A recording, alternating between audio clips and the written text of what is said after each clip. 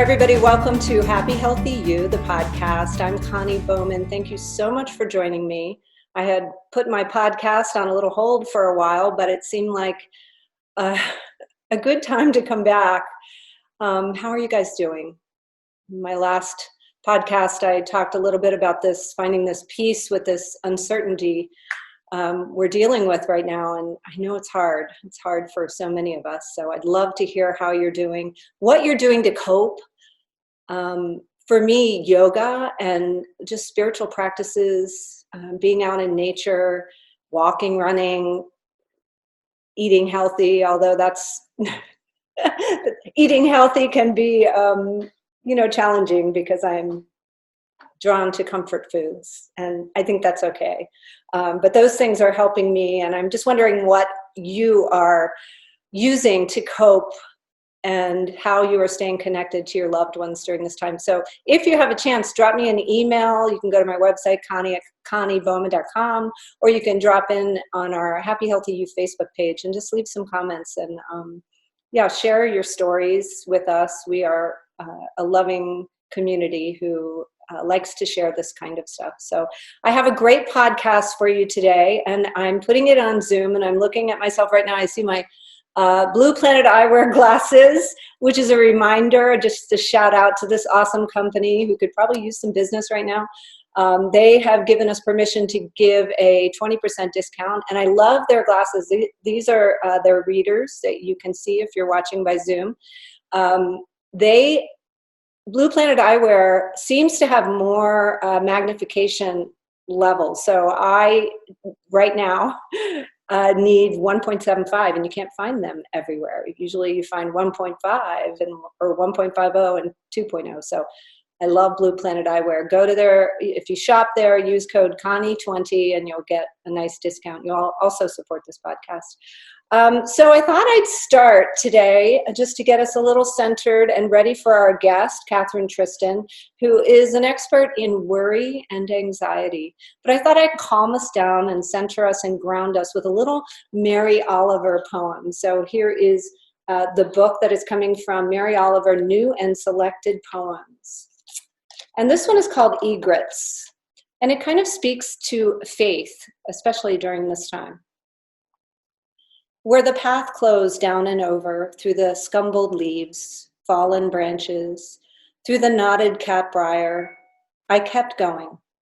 Finally, I could not save my arms from the thorns. Soon the mosquitoes smelled me, hot and wounded, and came wheeling and whining. And that's how I came to the edge of the pond, black and empty, except for a spindle of bleached reeds at the far shore, which, as I looked, wrinkled suddenly into 3 egrets, a shower of white fire. Even half asleep, they had such faith in the world that had made them, tilting through the water, unruffled, sure by the laws of their faith, not logic, they opened their wings softly and stepped over every dark thing. I just think that's beautiful. I kind of accidentally read it to my yoga class this morning as I was beginning to teach, and I loved it because it speaks to the faith that can be so hard to come by. But I think our guest today is going to help us with that. So let me give her bio. Catherine Tristan is a research scientist and assistant professor of medicine on the faculty of Washington University School of Medicine. She studies our biological immune system and its diseases. She also is interested in the psychological immune system, can't wait to talk about that represents our constellation of thoughts and feelings meant to protect us. She's a prolific writer with more than 300 articles in leading scientific or lay productions, and she's written 2 self-help books, Why Worry? Stop Coping and Start Living, yes, and Anxiety Rescue, Simple Strategies to Stop Fear from Ruling Your Life. She has appeared on television and been on numerous radio shows, including now Happy Healthy You. And her passion is speaking and writing about how to focus our minds to overcome worry and anxiety using simple and easy tools of the mind, body, and spirit. She is right up our alley. Welcome, Catherine. Thank you so much for coming on the podcast. And thank you for writing your timely book. Oh my gosh. How are you doing? It took a little while for me to use my own methods, but Yeah. I have finally centered. I think that's part of it is that we get hit with things, but then if we bounce back, that's the key to it. So I appreciate you having me on the show. Yeah. So where are you and how are you coping with this COVID-19 So pandemic? I'm in St. Louis, Missouri, and we are actually, according to what they say in the news, peaking on the next today, over the weekend. So the next couple of days, we're supposedly peaking, and so one never knows until after things start to go down whether you actually peaked or not. But certainly, we're embroiled in it as everyone else is, and doing what we can and doing what we're supposed to do. Most of us. So yeah, we're in the thick of things just like you. Yeah, yeah. Well, good luck with your peak. We're in Maryland now. It seems like we have flattened the curve, they say, although we keep hearing, I think that's one of the problems is we keep hearing um, so many different things and we're not sure what to believe. And yeah, that uncertainty that we're all dealing with is what's really, I think, fanning the flames of our anxiety, right? It's the hardest thing. I mean, most of us like to know what's going to happen tomorrow, what's going to happen next week, or at least mostly what's going to happen. I mean, we all go with the flow a lot, but this is so new and so challenging that I think finding the right balance for how to deal with this is part of the key. So yes, we don't know what the future is bringing, and sometimes what you need to deal with that is an acceptance, a quiet acceptance, and like you said, fly over the dark spots.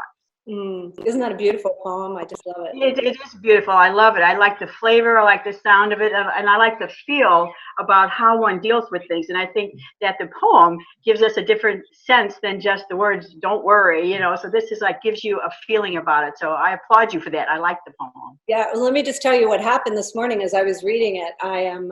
I'm sheltering in place down at the shore. I've been here for 6 weeks, I guess, with my husband, and so I have a little bit of a water view out my window. And I was teaching this yoga class in front of the window to get the natural light.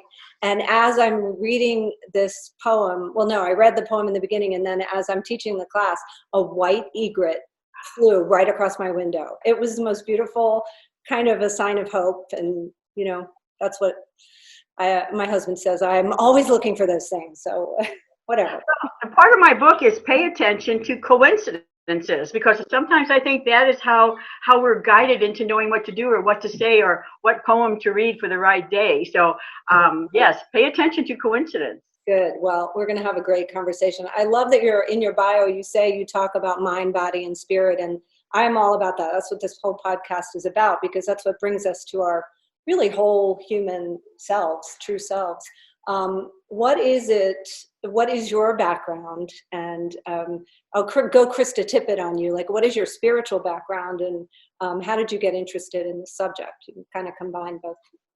So the spiritual background, going way in the background, is I was raised Catholic, and so I think cultivated, took that quite seriously and cultivated a certain sense of religion. But then when I was in my teens, it wasn't connecting for me anymore, and I sort of just pushed that aside, but retained part of that feeling of spirituality. And later went into more metaphysical ideas. And what I embraced more was the idea of spirit as opposed to religion. But I think religion also gives us sometimes for people depending a basis for structure, and sometimes that's needed. It's very important. So for me, I sort of adopted more of a global view, a universal view about how we're connected, and that we can access higher energies by focusing our thoughts on that. And so, yes, I have more global energy as a spiritual practice now. Yeah, yeah. And we're really seeing the interconnectedness displayed through this virus, right? It's actually very fascinating. So, did you want to say something about that? No, I was going to agree with you. I've had so many thoughts of tenderness and connection with just the world in general. And I think even when I take my little doggie Carly on walks, I don't think I've ever waved to so many people who also have waved back at me from across the street. I mean, if I see someone on the street, in the suburbs a little bit more, so not very crowded like a city might be, but just wave and a smile, I feel a connection to them, and I think that's wonderful. Yeah, yeah, it is. It's hopefully we will retain some of this connectivity that we're experiencing and take the good, leave the bad. All right, so let's dig into because I think so many people are feeling the stressors around this, but I mean, it's anxiety is rampant in our society without the virus, right? So let's talk a little bit about some of the worst reasons to worry, some of the worst ways we worry, and what happens when we worry, physiologically, psychologically. I mean, what are the problems with worry? Why should we not worry? Which is a So total. here's how I'll answer that. You should worry. Okay, you should. Yeah, you should worry. It's a built-in biological response. It's also a psychological protection. You know, we've evolved over millions of years, and it's because that we've been able to reach a balance between worry. If you didn't worry, you wouldn't take care of what you need to take care of on a daily basis. Maybe you just be on the couch watching Netflix all day long. But you know, we need to do things, and so worry helps us focus on what we need to do. And if there are dangers, obviously there can be dangers, and so we want to be able to worry. But here's the kicker, is that worry is definitely a seesaw type of effect. And so a little worry is very good to help you find solutions, to be proactive. Too much worry is where most of us run into problems, where we will, what I call terribilize, will make something that is a medium, small worry into a major worry. And so that's one of the worst ways that we do worry, is that we terribilize or make something. We aren't finding solution to being proactive. We're just looping basically a biochemical situation of stress. And so to me, that's the issue, is balance. Otherwise, your body is also suppressing your immune system. If you worry too much and are in that much of a negative mode, it can suppress your immune system for a number of hours afterwards. Those are scientific studies that show the effect of mind and body. So what we want to try to get is a balance. We want to manage worry, not eliminate it. I love that you use the term terribilize. That's cute. Some people would say catastrophize. I can definitely do that on occasions where I just spiral out of control and create stories around things that are not necessarily healthy for me. So we want right now to maintain our immune systems, obviously, in the face of this virus. So what are some of the ways we can achieve this balance and try to offset some of the worries? Well, so my discussion of that is that, you know, terribilizing is the worst way we worry. Well, what's the best way, aside from, okay, we just need to balance? And so the way I think of it, and the way that has been true and in my life, is I made another word. I call it possibilize. So isn't it just possible the worst disaster won't happen, and that we will handle all of our challenges the way we always have? Isn't it just possible that maybe some good will come out of some of these issues? Isn't it just possible that you'll handle it, your kids will handle it, and your parents will handle it, you know, we as a society will handle it? So what I try to do is turn things around. I listen to that voice of worry, but then I counter those statements like, oh, I'll always be alone, or you know, this will never get better, with, I'll handle it. This too shall pass. You know, I build a toolbox of affirmations that I maybe post around the house to help me mentally stay in the game. And so, you know, on a fundamental level, the best thing to do is try to keep your mind talking to your negative mind and staying balanced. And then also doing, as you were talking about at the beginning of the show, certain steps. You know, yoga is fabulous. Connecting with nature, just even walking barefoot, feeling the electromagnetic energy of the earth on our feet when we can do that, being by the ocean. All those things help us. And so I think that on its fundamental level, that how you mentally retool and bounce back at these challenges is what will get you through it. And then there are the practical things that you mentioned too. And, I would add other practical ways of doing things too, like even writing about your worries. Mm. Science shows us that if you even write about your worries a couple of times a week, 10, 15 minutes, that it gets it out of that looping in my brain mode and puts it down on paper where I can say, nah, maybe that's not quite as bad as I thought, or get your emotions out. So that's one practical way too. Good. Yeah, there's so many good tools, and everything's a practice, right? If we're not good at something, we just got to work at it.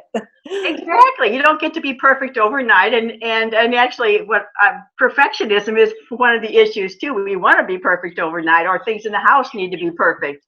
But I think we become accustomed a little bit to chaos, and so that's a good thing. Yeah, yeah. So let's talk about some specific situations with specific groups of people. I was just on the phone with my daughter, FaceTiming. Thank God for FaceTiming. I'm so grateful that I can see, and Zoom, that we can see people's faces. And I said, "What is your age group?" She's early 30s. What is your age group worrying about? And she mentioned that a lot of her peers are worried about giving the virus to their parents. So proactive ways to offset that and find some balance with that. Suggestions? Stay away. So it's a really difficult time. In fact, I'm involved at work at Washington University Medical School with we're getting ready to write a summary of how the immune system is interacting with COVID in our specific specialty, which is called the complement system. That's with an E. Anyway, so we don't know why some younger types do not, have the disease, don't show it, or it's mild. And so since you don't know, this is the time when the worry should be an appropriate response, and you just try to be clean, wash yourself. Wash your hands, and so your daughter doesn't live with you, right? You just connect with on Not Facebook. currently. Well, mine too. I have a daughter, and in fact, on Easter, I'm the one who usually has Easter, and I have maybe 20, 25 people over at my house, and so this year, obviously, first year ever, we couldn't do that. We did a Zoom. I figured out how to do Zoom, and I had 11 people on the screen. So yes, it's wonderful to do what you can do, and that's one of my messages too, is focus on what you can do, not what you can't, because that's a more proactive stance. And so young people, you just have to put up with us right now, because we could get sick, and so we appreciate your help. And my parents, the next generation up, it's the same thing. I feel the same worry, and my sister has been. I'm a little bit farther away, but my sister has been dropping off food and just leaving it at the door, and just taking care of them. But I know they're lonely, and that's another worry of that subset of the population, the seniors. So many of them are alone or in group homes, and how do we sort of minister to them when they're dealing with this extreme level of anxiety? And it's a very different kind of situation. And my mother passed a couple of years ago, but was in the nursing home, and I know how I would feel if I couldn't visit her. And so you do what you can do. Again, in the particular circumstance you find yourself, what can you do? Can you go over, and if they're lucky enough to have the window, sing them a song or bring the grandkids over? Are they able to do a FaceTime, Zoom, or whatever? Do that. How about writing them something, drawing them something, and mailing it if that's allowed? So, in the particular circumstances you find, can you call them? There's some that have Alzheimer's, and so that makes another challenge versus someone who can use the phone in a nursing facility. And then at one point you just accept the fact that I'm only able to do the best that I can, and then I have to kind of let this go. So you find a creative solution, and then you remain centered about the fact that that is the best I feel I can do. Yeah. And so many people have lost their jobs, and small businesses are down, and there's just so many financial worries now, which seems so trite in light of all the deaths and the sickness, but it is a real worry for so many people. What do you say to those people? What are some practical ways to get us through this time, however long it may be? And again, we have so many different scenarios, and the square one is trying to keep a handle on your mind and emotions.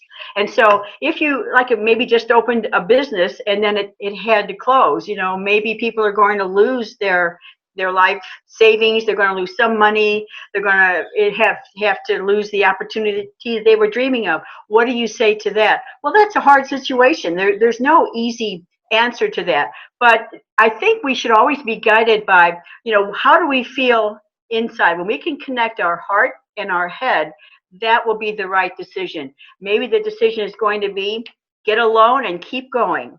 And maybe the decision is like, unfortunately, this isn't going to work out for me. So, get a financial planner, be smart about it. Again, what can I do? Can I talk to someone about how financially I could swing this? Will I need to get a new job? For some people who are stuck in jobs they didn't like, it may be a blessing in disguise. For other people, not so much of a blessing, but you'll have to figure a way out. Plus, we don't know what's going to happen here yet. We don't know how things are going to rebound. People are very adaptive. As I said, we've been here for millions of years, and we learn how to adapt. You can see with all the online, drive up, get the food, be online, design your closet. We will find creative ways of dealing with what we have to. And when we can't, then we have to practice acceptance. Accept what we can't change. That old serenity tale, right? Right. The serenity to what? Accept the things I cannot change, the courage to change the things I can, and the wisdom to know the difference. Yeah. And that's that's beautiful. I actually have that in my book, and I think it's in such a few words gives us the exact right idea that will try to help us along. And the challenge is finding the wisdom, right? So that's where I say connect your heart. Connect your heart to your head, and when you can find that balance, you'll know the right way to go. And I think also bringing in a little bit of spirituality and wisdom. I think as we struggle through many of these things, we do mature, and Lord knows we can mature a lot as a human species, right? Human species, as a person, of a middle age, as anything. Yeah. This is providing us a wonderful opportunity to grow, as well as with the challenges that we face. And I think people may be becoming more gentle, more focused. What's really important in our lives? Maybe we're going to be kinder to the earth because of this, because we can see things can happen and touch us. And so, I think becoming spiritual, whatever that means to the individual, connecting to that, I think is a big help and therapeutic. Yes. Reach out where you need help. Well, let's get to the book. So you say stress and worry are hitting us at a younger and younger age. What does it seem like we're losing the battle? I mean, COVID aside, what's going on with that? So before we had the pandemic, we were having an epidemic of anxiety and stress in the world. And they've been taking a poll for the last 25 years of student mental and emotional well-being, college students entering college, let me put it that way. And so what they found is a 25-year downward trend in students who are entering college after, maybe 6 months or a year. But college students have been their mental emotional well-being self-reported have been going down. It's like, why is that? And is that what does that mean? And so students were losing the battle, which makes me think that we need to teach stress management earlier in the ball game, maybe in high school, maybe starting in grade school. Maybe people don't know exactly how to do that. Maybe we should learn, because stress management is something you want to begin to give tools about before stress is hitting you right in the face. So students have been losing the battle, but so have the U.S. The United States is considered When you looked at the World Health Organization and stress and anxiety, it said, U.S. likes to be number one. Well, we are also in the number one nation that have the most anxious and stressed people. So we needed to work on this before this hit, and now we for sure need to work on it. But the good news is that maybe we're more aware of these facts now, and maybe we'll try to be proactive and decide what we can do about this and come up with the consensus of opinion, because it is a big problem. Yeah, that's a really great point. I know some elementary schools are introducing yoga, and some schools are teaching meditation. What are some other things that you might envision for a stress reduction education? Well, one of the things that I have taught, stress can be on many levels, and so can anxiety. So what I have taught some people is what I call the 5-minute mental marinade, or a 5-minute reset. And that only involves a few steps, and you can do that anytime you're feeling anxious. I suggest doing it, when you wake up, and maybe certainly before you go to bed, especially during this. And what it involves is taking a few deep breaths, crossing your hands over your heart, and taking a few more deep breaths. And then usually I have people close their eyes and think of something that you find enjoyable, something that you like, maybe just a pretty view of looking at the ocean or a blue sky. And you dwell there for a few more minutes. Now you take a few more deep breaths. And now I want you to think of something that you love or love to do. Maybe it's someone you love, your grandkids, your husband, your partner. Maybe it's love of kayaking. Maybe it's love of being outside. Dwell there for a few minutes and feel the way that feels. And after a few minutes of dwelling on something that you love, take a few more deep breaths. And then slowly come out of that feeling. What happens is, only within 5 minutes of doing that, you can change your entire inner biochemistry, and you can feel much more relaxed, because you're bringing positive feelings to flow through your body from head to toes. I've actually talked to moms who've done that with their children, and they've asked their children afterwards, as just a discussion point, what did you think of that made you happy?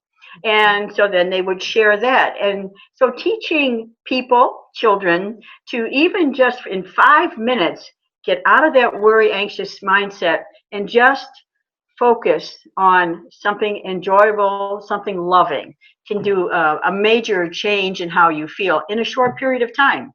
And that just also teaches you, I can help myself. Because a lot of time we're looking for someone else to help us, but the fact is we need to be the person we run to when we have a problem. So that helps build that feeling. And as a biologist and a professor, and this idea of holding yourself, putting your own hands, which have healing properties, on your heart center, biologically, what is that chemically? What is that doing to us? So we have endorphins, many different types of endorphins in our body. And we also have, the hug hormone, the oxytocin.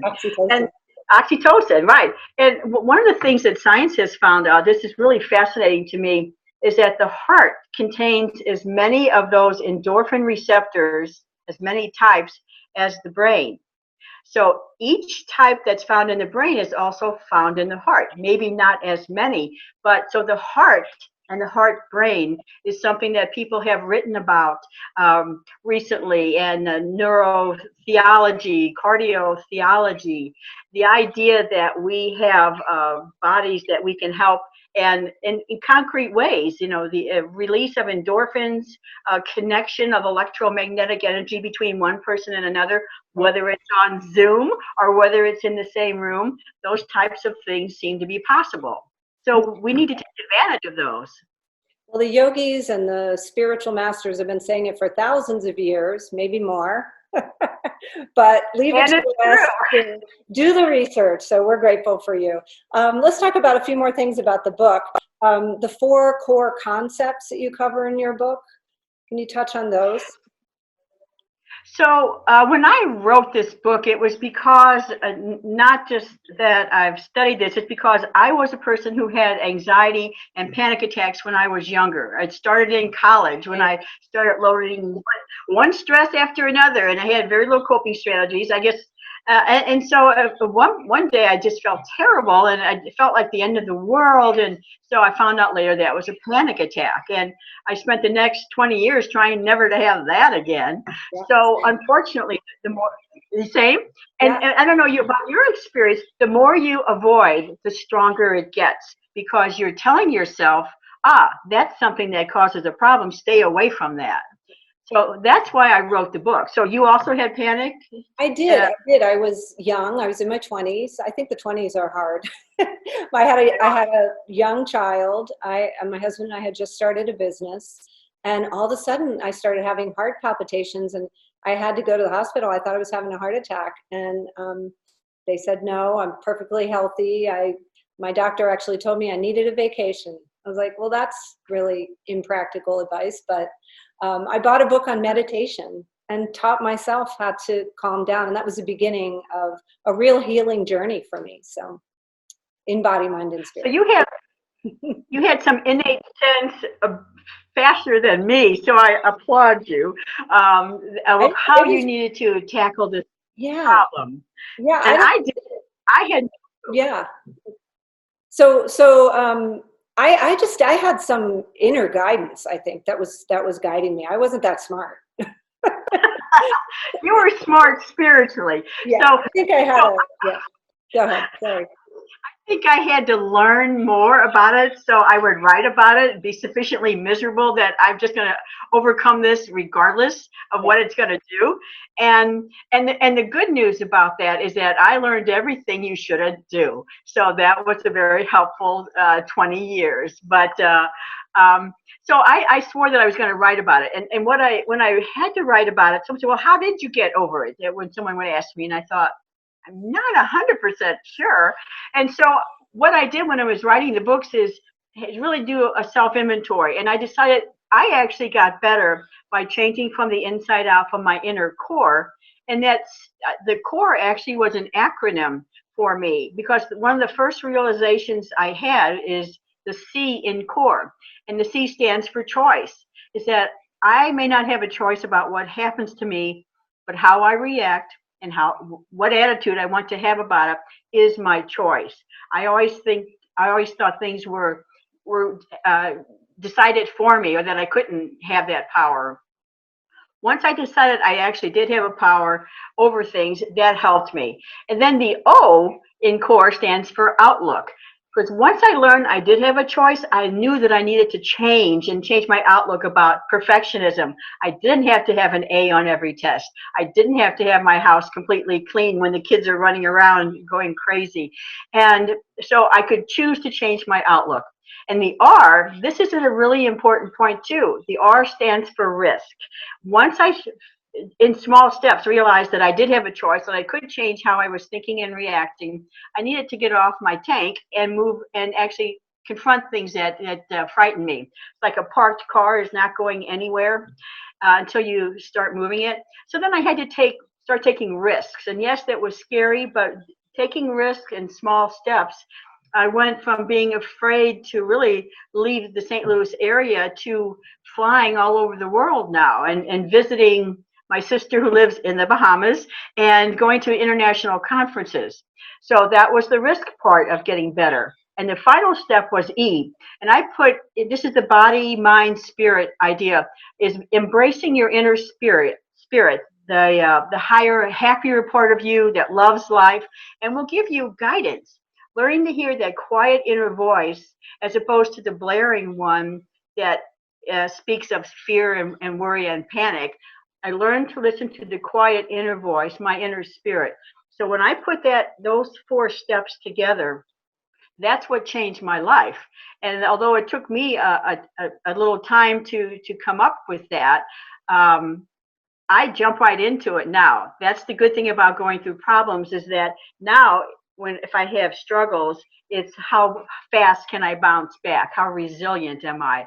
And and pat myself on the back for all those years. I'm pretty resilient now. So that's how you do it. You go, girl. Yeah. So realizing you have a choice. Um, what's the second? The O is Changing the your outlook. outlook. Changing your outlook, and then taking those risks, which really builds the muscle, helps Hmm. us train ourselves, and then embracing our inner wisdom, our inner guru or master. I love it. That's really good. And it's also a good example, your own story and mine are good examples of how we grow through struggle. So positive, putting a positive spin. No, it's that your problems can be stepping stones, right? And it's like I'd rather try something and fail than not try at all kind of philosophy. So sometimes you just got to take the risk, and sometimes it doesn't turn out the best way. But you took that risk, darn it. So that's the happy spot about it. Yep, yep. Always pat yourself on the back. So one of your chapters, you mentioned that Japanese philosophy of wabi sabi. Can you talk about wabi sabi? It kind of makes me hungry. I don't need to be hungry, but go ahead. That's wasabi, but just saying. But no, when I read about this, I was writing my book, and I go like, "Oh, totally like this, totally." And so, what wabi sabi is a Japanese or Buddhist philosophy that finds beauty in the imperfect and embraces things that are worn out, other people might discard. It's a sense of appreciation and caring for something that is imperfect. And there is a in Tokyo, there's a museum that has an old ancient vase that they have and a spotlight on it, and the spotlight is showing right on the big crack down the middle of that vase. Oh, yeah. So to me, what wabi sabi means, it doesn't have to be perfect. There's beauty in the imperfect. You can handle chaos because sometimes it actually is a good chaos. You might have a very neat house, but that means your kids have now grown up and gone away. So maybe a little chaos with the wrappers thrown around or whatever, it's not such a bad thing. So that was the idea of wabi sabi. What do you think? I love it. I love it. And I think I was thinking when, as you were speaking, I was thinking about one of the many concerts that we've been able to see of performers performing from their own home. And there was one guy, beautiful voice, great performance, totally bed not made, right behind him. And I was like, oh, this is really beautiful in a strange wabi sabi. I didn't know that's what it was, but way, yeah, this is pretty cool. And the part of us that makes our bed every day, hate to say it, but do, would be like, and then you think, it's okay. It's okay. I think it's just mom watching, but yeah, maybe we'll be able to, in the West, finally cut ourselves some slack. I think that's part of it because, when I talk about outlook and changing your outlook, I go, we need to go from blame, anger, and guilt. Those are the bad ones. It's like a bag of junk. And blame, instead of blaming, be grateful. And, and so it's turning those outlook that, I would blame person be like my own judge, or anger. Maybe what anger is trying to teach us is to cultivate clarity. Send I messages to someone instead of saying you're such a jerk, then just say, when you said that, I feel this way. And so change the anger to communication, and guilt is supposed to teach you something, but guilt, as a practice, is generally not going to help us. And so with guilt, we just turn that around too. And again, gratitude helps with that as well. I'm grateful for this. I may not be happy about that, but I am grateful for this, and maybe learning a message. Yeah. So changing your outlook is very important. So important. I agree.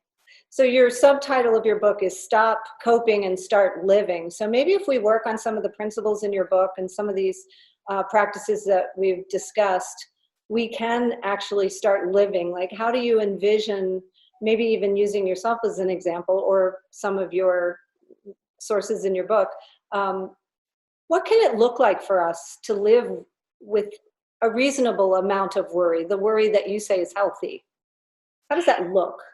How does that look? That looks actually, you instead of being in a reactive mode or being on autopilot, which is we run a lot of our lives in an unconscious mode, running programs we learned as a little kid, right? That whether we didn't really agree with it, but that's just the way we were, and so we run on autopilot, reacting and thinking. So the new me, the new you, and change of instead of being on autopilot is on choice and makes the decision to react differently. Or you catch yourself doing something and you retool that.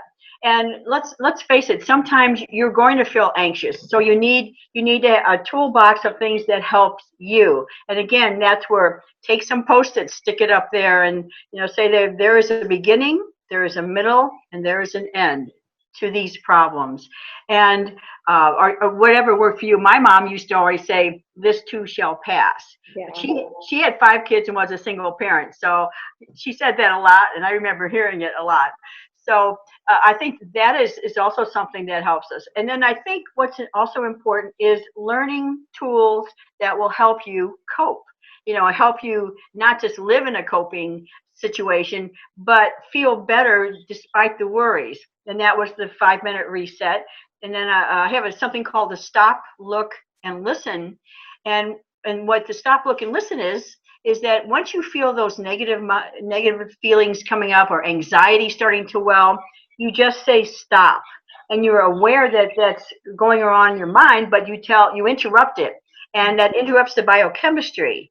And then look around the place where you find yourself, name things, see colors, see objects, name those. And so that interrupts it because it grounds you in the present moment. And then stop, look, and listen is just hearing more compassionate dialogue. What would you say to a friend who was having a bad moment or a bad day or a bad time, and learn to be that to you? And so that is another way to help you just get back into your life. But here's the other thing: find what makes you happy. And in the situation that you're in, what do you feel? What makes you feel good? Do that. Well, we can't do everything we want to do right now. I love to go kayaking, but that is Me not going to. too. We should hang out. I know. Come on down to St. Louis sometime. So I can't do that right now. But what can I do? I would love I can take walks with my doggie Carly, and I'm playing Scrabble remotely with some friends. Watching good news. I turn off the news and I look for good news. And John Krasinski has a great YouTube, Some Good News broadcast. So the new you, it depends on when we're talking about. For the short term, you need to do things that make you feel good. And if you're with a bunch of other people, it's like that is not making me feel good. Well, then we need to talk to them and set aside a sanctuary time or place for you, because you have to be the one who rebuilds yourself and stay stronger. So all these ways are ways that you can be happy despite a very difficult situation. And you're not just coping and doing this or that. You're still focusing on your inner you and what makes you happy. Because if you're not, I guess what they say is mama's not happy, nobody's happy. Yeah, But the thing is, regardless, you need to do things that make you feel good, that make you feel happy. So, and focus on what you can do. Focus on the present moment, because fear is usually about the potentially scary future, which is wrong half the time. So those are the tools that we do. Focusing on the moment, use your own tools, and have some specific tools if it starts to overcome you. Yeah, good. I'd love to have you back again to talk about maybe what happens after we come out of this, because some of us will retain some of that trauma. We carry it in our bodies, we store that, and how we can gracefully move out of it. So maybe for another time, because for now, this is where we are.